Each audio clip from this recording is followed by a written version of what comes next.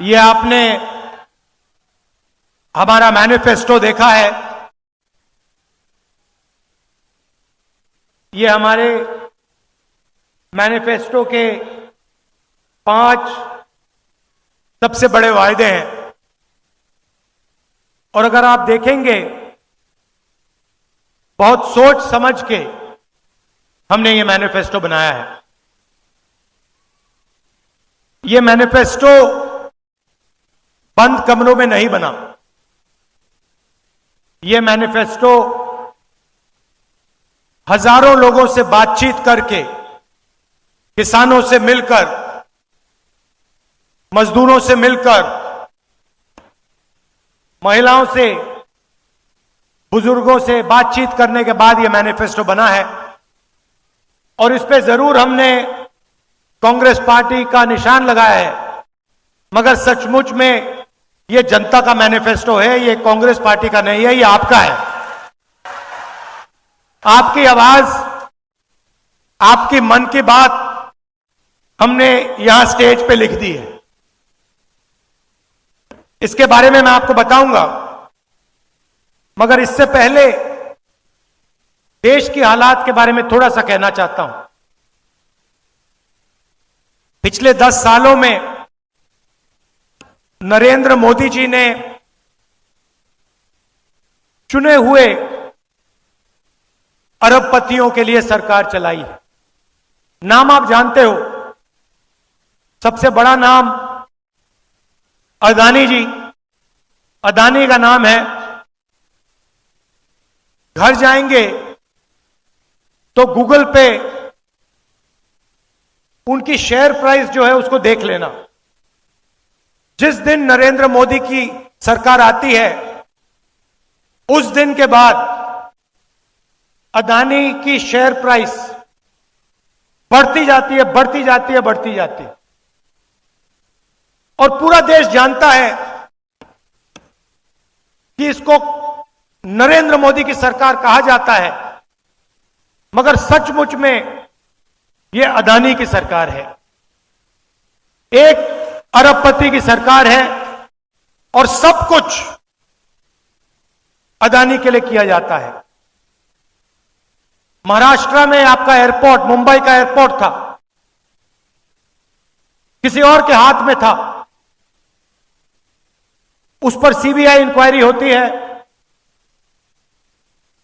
दबाव लगाया जाता है, धमकाया जाता है, और जादू से कुछ ही दिन बाद वो एयरपोर्ट अदानी जी के हवाले कर देता है। सब इंक्वायरी बंद हो जाती है, सीबीआई शांत हो जाती है। अदानी जी महाराष्ट्र का सबसे बड़ा एयरपोर्ट चलाते हैं। और ये सिर्फ एयरपोर्ट के साथ नहीं हुआ है, ये पोर्ट्स के साथ हुआ है। हिंदुस्तान के सारे पोर्ट्स इनके हाथ में हैं। इंफ्रास्ट्रक्चर के साथ हुआ है।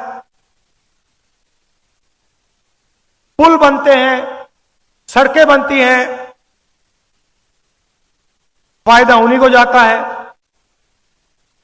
खदान उनकी, कोयला उनका, सोलर पावर उनका, विंड पावर उनका, बिजली उनकी, सारा का सारा अदानी जी के लिए। और 5-10 और होंगे। इससे हुआ क्या कि आज हिंदुस्तान में 22 ऐसे लोग हैं, 22, सिर्फ 22, जिनके पास उतना ही धन है जितना हिंदुस्तान के 70 करोड़ लोगों के पास। मतलब देखिए, 22 लोग, पहली लाइन में 22 लोग बैठे हैं। आप सोचिए, इतने लोगों के पास उतना ही धन है जितना हिंदुस्तान के 50% आबादी के हाथ में है। और 24 घंटा नरेंद्र मोदी जी कभी धर्म की बात करेंगे, कभी गरीबों की बात करेंगे, कभी हिंदू मुस्लिम कहेंगे, एक जात को दूसरी जात से लड़ाएंगे। और लक्ष्य एक ही है कि आपका जो धन है आपको पता भी नहीं लगता। जो आप जीएसटी में देते हो, आप शर्ट खरीदते हो टैक्स लग जाता है, पेट्रोल खरीदते हो टैक्स लग जाता है, जूते खरीदते हो, टूथपेस्ट खरीदते हो, जो भी आप खरीदते हो उसमें टैक्स लग जाता है। और आप उतना ही टैक्स देते हो जितना गौतम अदानी देता है। अगर आपने शर्ट खरीदी, 500 रुपए की शर्ट खरीदी, आप भी 18% दोगे, अदानी भी 18% देगा। और आपकी आमदनी हजारों में, उसकी आमदनी हजारों करोड़ों में, टैक्स एक ही देते हो। 24 घंटा मीडिया प्रधानमंत्री का चेहरा टीवी पे दिखाता है। मैं कन्याकुमारी से कश्मीर चला, 4000 किलोमीटर चला, और रास्ते में हजारों लोगों से मेरी बातचीत हुई, किसानों से, युवाओं से, सबसे मिला मैं पूछता था सबसे जरूरी मुद्दा कौन से हैं, कौन सा है? सब लोग जवाब देते थे बेरोजगारी, बेरोजगारी, महंगाई, किसान को सही दाम नहीं मिलते, गरीबों की इस देश में कोई भागीदारी नहीं, ये मुद्दे थे। और आप 24 घंटा टीवी देखो, ना आपको बेरोजगारी के बारे में बताएंगे, ना आपको महंगाई के बारे में बताएंगे, आपको कोई किसान नहीं दिखेगा, कोई मजदूर नहीं दिखेगा। आपको बॉलीवुड के स्टार दिख जाएंगे आगे पीछे नाचते हुए, आपको क्रिकेटर दिख जाएंगे, आपको नरेंद्र मोदी जी दिख जाएंगे, कभी वो आपको समुद्र के नीचे दिखेंगे पूजा करते हुए। वहां पे मतलब मजाक बना रखा है, पूजा हो रही है, पंडित भी नहीं है, अकेले बैठे समुद्र के नीचे आर्मी वालों के साथ। और फिर एकदम समुद्र से आसमान में जाएंगे, सी प्लेन में, हेलीकॉप्टर में, ऊपर से। कोविड आएगा, लाशों के ढेर पड़े हुए हैं, गंगा में लाखों लाश चल रही हैं, हजारों लाशें चल रही हैं, और प्रधानमंत्री कहते हैं भाइयों और बहनों थाली बजाओ। नहीं, और मीडिया कहता है देखो प्रधानमंत्री ने क्या गजब की बात बोली है, कमाल कर दिया। वहां पे सांस नहीं ली जा रही, लोग दम तोड़ रहे हैं, मर रहे हैं, वेंटिलेटर नहीं है, ऑक्सीजन नहीं है, मीडिया कह रही है देखो कमाल किया मोदी जी ने, थाली बजवा दी हिंदुस्तान से, मरते हुए हिंदुस्तान से थाली बजवा दी। उसके बाद कहते हैं भाइयों और बहनों मोबाइल फोन जलाओ, मोबाइल फोन की लाइट चलाओ, वो चला दी। फिर मीडिया कहता है देखो कमाल की बात की मोदी जी ने, हिंदुस्तान में सेल फोन की लाइटें जला दी। और बाकी दुनिया देख रही है, कह रही है ये क्या हो गया भाई। और कोई प्रधानमंत्री थाली नहीं बजवा रहा था, वो बचा रहे थे लोगों को, जान बचाने में लगे थे। तो मजाक सा बना रखा है, कभी कुछ बोलेंगे, कभी कुछ और बोलेंगे, बस आपका ध्यान भटकाने का काम करते हैं। आप उनका भाषण सुनो, ध्यान से सुनो, उनका काम आपके ध्यान को इधर उधर ले जाने का है। अदानी जी का काम आपका धन आपके जेब में से निकालने का है। नरेंद्र मोदी जी कहते हैं मैं ओबीसी हूं, ठीक है आप ओबीसी हैं, तो ओबीसी के सामने, पिछड़े वर्ग के सामने एक सबसे बड़ा सवाल है। इस देश में पिछड़े वर्ग के कितने लोग हैं? कोई कहता है 50% है, कोई कहता है 55% है, कोई जानता ही नहीं है। मगर मैं आपको एक बात कह सकता हूं, जितनी आपकी आबादी है उतनी आपकी भागीदारी इस देश में है ही नहीं। यह मैं गारंटी कह सकता हूं। जितनी आबादी आदिवासी की है उतनी भागीदारी आपकी नहीं है। जितने इस देश में दलित हैं उनकी भागीदारी नहीं है। मीडिया की लिस्ट निकालो।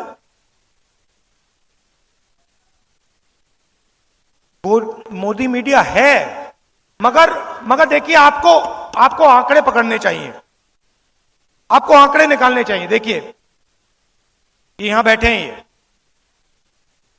ये जनता की आवाज कभी नहीं उठाते। मैं इनके सामने बोल रहा हूं, इनकी गलती नहीं है, ये जूनियर लोग हैं, इनको गुलाम बना के रखा हुआ है वहां पे, ये कुछ नहीं कर सकते, इनको ऑर्डर आता है। इन बेचारों को सैलरी लेनी है, बच्चे पालने हैं, इनकी गलती नहीं है, पीछे से ऑर्डर आता है। मगर आप इनकी लिस्ट निकालिए, हिंदुस्तान के मीडिया के मालिकों की लिस्ट निकालिए, इनकी सीनियर मैनेजमेंट की लिस्ट निकालिए, बड़े बड़े जो इनके एंकर्स हैं, जो 24 घंटा टीवी पे आते हैं, टिप्पणी करते हैं, ज्ञान देते हैं देश को, इनकी लिस्ट निकालिए। मैंने निकाली है। इसमें आपको एक पिछड़े वर्ग का आदमी नहीं मिलेगा, एक ओबीसी नहीं मिलेगा, एक दलित नहीं मिलेगा, एक आदिवासी नहीं मिलेगा, एक गरीब जनरल कास्ट का भी व्यक्ति नहीं मिलेगा। इसलिए ये आपकी बात नहीं करते। क्यों करें? ये आपके हैं ही नहीं। इनको छोड़िए, हिंदुस्तान की 200 सबसे बड़ी कंपनियों की लिस्ट निकालिए, उनके मालिकों की लिस्ट निकालिए। सब जानते हैं 200 बड़ी कंपनियां कौन सी हैं, उनकी लिस्ट निकालिए, उनकी मैनेजमेंट की लिस्ट निकालिए, उनके बड़े बड़े अफसरों की लिस्ट निकालिए। मुझे दिखा दीजिए उसमें ओबीसी कौन है, पिछड़े वर्ग का बता दो, दिखा दो मुझे कौन है वहां पे। हिंदुस्तान की 200 सबसे बड़ी कंपनियों में एक ओबीसी वर्ग का मालिक नहीं है, एक दलित मालिक नहीं है, एक आदिवासी मालिक नहीं है। मैं ऐसे नहीं बोल रहा हूं, मैंने पता लगाया है, मैंने लिस्ट निकाली है। मतलब 90% आपकी आबादी, और हिंदुस्तान की 200 सबसे बड़ी कंपनियों में आपका एक आदमी नहीं, मीडिया में आपका एक आदमी नहीं, प्राइवेट अस्पताल के मालिक की लिस्ट निकाली, उधर आपका कोई नहीं, सबसे बड़े कॉलेज यूनिवर्सिटी इनकी लिस्ट निकाले, उधर आपको नहीं मिलेगा। अब आप कहोगे भैया ये तो हमारा काम नहीं है, तो फिर ठीक है, हिंदुस्तान की सरकार को 90 अफसर चलाते हैं, बजट बढ़ता है, महाराष्ट्र को पैसा आता है, तमिलनाडु को पैसा जाता है, सड़कों में लगाया जाता है, डिफेंस में जाता है। बजट को 90 लोग बांटते हैं, 90 आईएएस अफसर हैं, लाखों करोड़ रुपए वो बांटते हैं, डिसाइड करते हैं कहां जाएगा, आपके बच्चों की शिक्षा में कितना जाएगा। 90 नाम में से एक नाम दलित है, एक नाम आदिवासी है, 3 नाम ओबीसी है। आपकी आबादी 50% और 90 में से 3, और वो भी छोटे छोटे डिपार्टमेंट में पीछे कहीं बैठे हुए हैं, बड़े डिपार्टमेंट में कोई नहीं है। और अगर हिंदुस्तान की सरकार 100 रुपए खर्च करती है तो दलित, ओबीसी, आदिवासी अफसर 6 रुपए 10 पैसे का निर्णय लेते हैं। आपकी आबादी कहां 90%, भागीदारी 100 रुपए में से 6 रुपए 10 पैसे। और फिर प्रधानमंत्री कहते हैं मैं ओबीसी हूं। कैसे ओबीसी हो आप? पिछड़ों का आपने क्या किया? ओबीसी के लिए क्या किया आपने, यह बता दो मुझे। कौन सी योजना आप लाए हिंदुस्तान के किसानों के लिए, वो ओबीसी हैं? गरीबों के लिए कौन सी योजना लाए? जो छोटा व्यापार चलाते हैं उनके लिए कौन सी योजना लाए, मुझे बता दो। एक योजना नहीं लाए आप। आदिवासी अफसर 100 रुपए में से 10 पैसे का निर्णय लेता है। दलित 100 रुपए में से 1 रुपए का निर्णय लेता है। पिछड़े वर्ग ओबीसी 100 रुपए में से 5 रुपए का निर्णय लेते हैं। अब आप कहोगे राहुल गांधी ने बात तो बता दी, मगर सॉल्यूशन क्या है, इसको ठीक कैसे किया जाए, मैं बताता हूं। जाति जनगणना,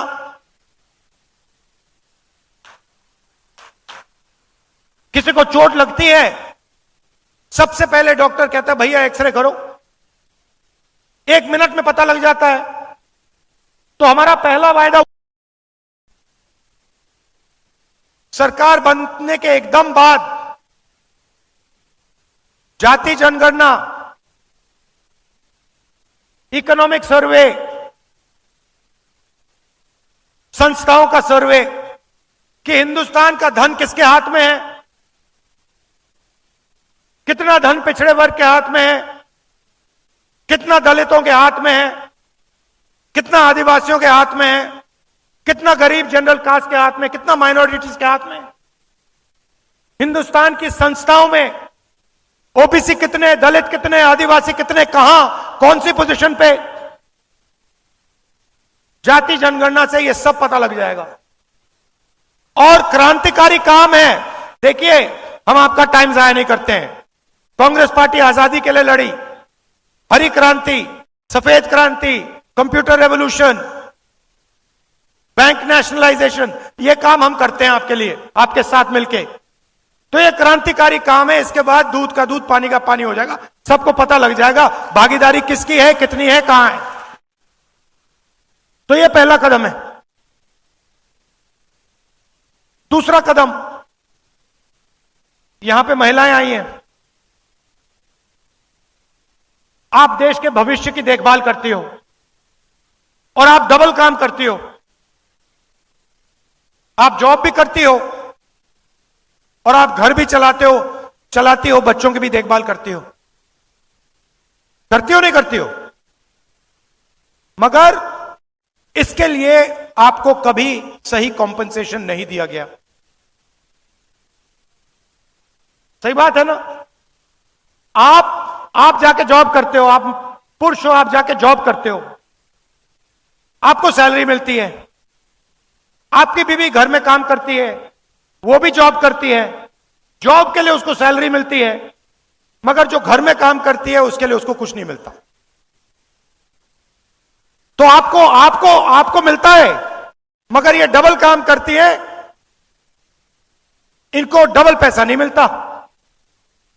तो ये बातचीत हमने कांग्रेस पार्टी में की और हमने निर्णय लिया कि देखिए, जो महिलाएं हिंदुस्तान के भविष्य के देखभाल कर रही हैं, जिनको उसके लिए कॉम्पनसेशन नहीं मिलता है, पहली बार दुनिया में कोई भी सरकार ये क्रांतिकारी काम करने जा रही है। हिंदुस्तान के सारे गरीब परिवारों की हम लिस्ट निकालेंगे। जो भी गरीबी रेखा के नीचे होंगे, सारे परिवारों के हम लिस्ट निकालेंगे। हर परिवार में से एक महिला को हम चुनेंगे और उस महिला के बैंक अकाउंट में साल के 1 लाख रुपए आपकी अगली सरकार डाल देगी। हर महीने ठकाठक 8,500 रुपए आपके बैंक अकाउंट में। 1 तारीख को आप उठेंगी, बैंक में जाएंगी और देखेंगे कि भैया 8,500 रुपए सरकार ने आपके बैंक अकाउंट में डाल दिया। और ये कोई तोहफा नहीं है, गिफ्ट नहीं है। ये मत सोचिए कि ये गिफ्ट है। जो आप हर रोज घर में करती हो, मदद करती हो, बच्चों की देखभाल करते हो, हिंदुस्तान के भविष्य की देखभाल करते हो, इसके लिए आपको पैसा दिया जा रहा है। अगर नरेंद्र मोदी ने 22 लोगों को 16 लाख करोड़ रुपए दिए हैं। 16 लाख करोड़ रुपए मतलब 24 साल का मनरेगा अदानी की सरकार ने 22 लोगों को पकड़ा दिया। 24 साल का मनरेगा। तो हमने डिसाइड किया है जितना उन्होंने 22 लोगों को दिया है उतना हम हिंदुस्तान के गरीबों को उठा के दे देंगे। तो हर महीने पहले तारीख को करोड़ों महिलाओं को बैंक अकाउंट में 8,500 रुपए, साल के 1 लाख रुपए कांग्रेस पार्टी की सरकार, इंडिया की सरकार देने जा रही है। अब सबसे बड़ा मुद्दा बेरोजगारी का। मोदी जी ने कहा था 2 करोड़ युवाओं को रोजगार दूंगा, कुछ नहीं किया।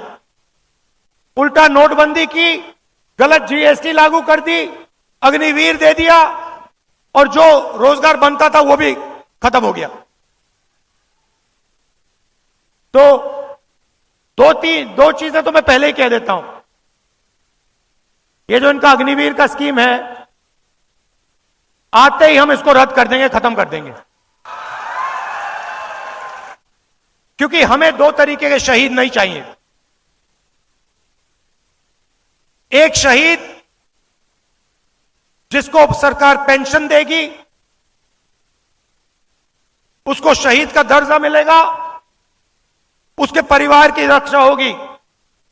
और दूसरा अग्निवीर शहीद जिसके परिवार को कहा जाएगा कि तुम्हारे बेटे को या बेटी को हम शहीद का दर्जा नहीं देंगे, तुम्हें कॉम्पेंसेशन नहीं मिलेगी, तुम्हें पेंशन नहीं मिलेगी। यह बिल्कुल गलत है। अगर 2 युवाओं ने देश के लिए अपना खून दिया तो दोनों के साथ एक जैसा बर्ताव होना चाहिए। इसीलिए हम अग्निवीर स्कीम को पहले दिन आके खत्म करेंगे। और भाइयों और बहनों, एक बात समझिए, यह स्कीम आर्मी नहीं चाहती। यह स्कीम आर्मी ने नहीं मांगा। यह स्कीम प्रधानमंत्री के ऑफिस ने बनाया है, उधर से बना है। प्रधानमंत्री ने यह स्कीम लागू की है। प्रधानमंत्री के ऑफिस ने सेना को कहा है कि तुम अग्निवीर बनाओ। और हिंदुस्तान का कोई युवा ऐसा नहीं है जो अग्निवीर चाहता है। पहले रिक्रूटिंग सेंटर्स होते थे, वो सब बंद पड़े हैं, कोई नहीं जा रहा वहां पे, क्योंकि सब जानते हैं अग्निवीर बनेंगे, पेंशन नहीं मिलेगी, शहीद का दर्जा नहीं मिलेगा, कैंटीन नहीं मिलेगी। तो सबसे पहले इसको रद्द करेंगे। दूसरा काम, ये जो इन्होंने गलत जीएसटी लागू की है, जिससे छोटे व्यापारी खत्म हो गए हैं, स्मॉल मीडियम बिजनेस खत्म हो गए हैं। ये 5 अलग अलग टैक्स, दलाली वाली जीएसटी, एक्सटॉर्शन वाली जीएसटी, इसको हम बदलेंगे।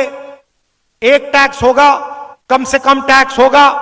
और जो हमारे किसान हैं जो आज टैक्स दे रहे हैं, उनकी बात मैं थोड़ी देर में कर रहा हूं, मगर कम से कम टैक्स होगा और एक टैक्स ब्रैकेट होगा। 30 लाख सरकारी वैकेंसीज हैं। 10 साल में नरेंद्र मोदी जी ने इनको नहीं भरा। 30 लाख वैकेंसी हम भर के आपको पकड़ा देंगे।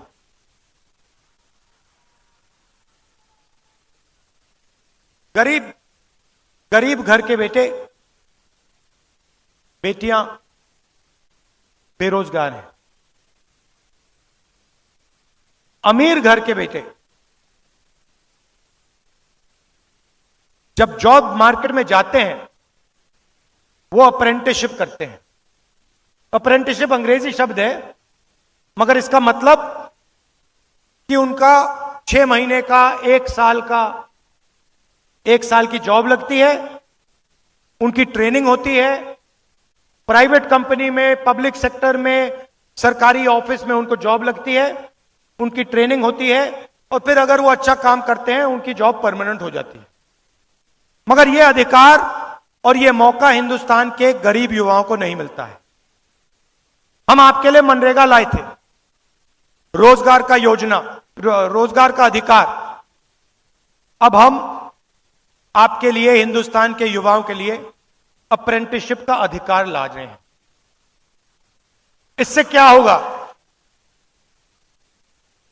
जिसके पास डिप्लोमा है,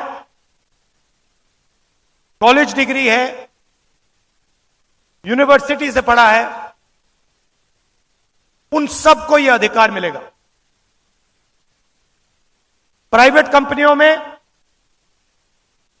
पब्लिक सेक्टर यूनिट्स में, सरकारी ऑफिसेज में, इन सबको 1 साल की अप्रेंटिसशिप मिलेगी। 1 साल का उनको 1 लाख रुपया मिलेगा और उनकी ट्रेनिंग होगी। गरीब से गरीब युवा हिंदुस्तान में अप्रेंटिसशिप कर पाएगा, ट्रेनिंग ले पाएगा। 1 साल में 1 लाख रुपए उसके जेब में आएंगे, बैंक अकाउंट में आएंगे, और फिर उसके बाद अगर वो अच्छी तरह काम करेगा तो उसकी नौकरी परमानेंट हो जाएगी। किसी भी सरकार ने, दुनिया में किसी भी सरकार ने ऐसा क्रांतिकारी कदम नहीं उठाया है। ये हम करने जा रहे हैं। यात्रा में यहां से निकला, बहुत सारे युवाओं ने कहा हम पढ़ाई करते हैं, एग्जाम से 1 दिन पहले पेपर लीक हो जाता है, बेईमान लोग फायदा उठा जाते हैं, हम देखते रह जाते हैं। तो हम एक नया कानून लाएंगे, पेपर लीक के खिलाफ कानून, सख्त कार्रवाई होगी, और जो भी पेपर लीक करवाएंगे उनको हम जेल में डाल देंगे। और आजकल जो फैशन बनाया है मोदी जी ने कि प्राइवेट संस्थाएं, प्राइवेट कंपनीज एग्जाम दिलवा रही हैं, इसको हम बंद करेंगे। कोई प्राइवेट कंपनी एग्जाम नहीं दिलवाएगी, सरकार एग्जाम दिलवाएगी, सरकार एग्जाम मार्किंग करेगी, टेस्टिंग करेगी। मैंने किसानों की बात की।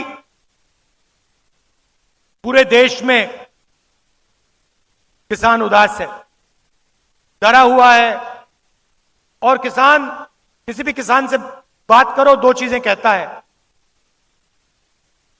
एक सवाल कि राहुल जी, अरबपतियों का कर्जा माफ हो जाता है, उनके पास पैसे की कोई कमी नहीं है, मगर हमारा कभी कर्जा माफ नहीं होता, क्यों नहीं?